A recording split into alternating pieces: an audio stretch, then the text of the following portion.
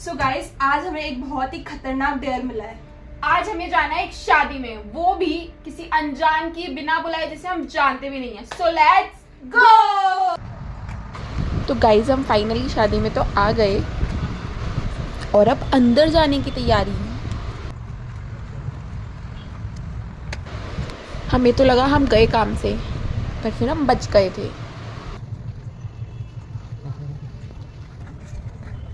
और फिर हम इधर उधर देखते हुए डरते डराते अंदर पहुंच ही गए फाइनली। अब बारी थी स्टॉल्स के पास जाने की। फिर हमने जल्दी जल्दी करके एक चीज़ खाई, मस्त से इधर उधर देखा कि कोई देख तो नहीं रहा, और फिर एट लास्ट हमने खाया पिज़्ज़ा। और फिर इधर उधर बातें की, ये दिखाने के लिए कि हम तो बुलाने के बाद इस शादी में आए हैं।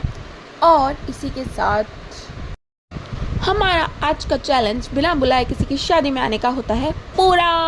सो बाय बाय।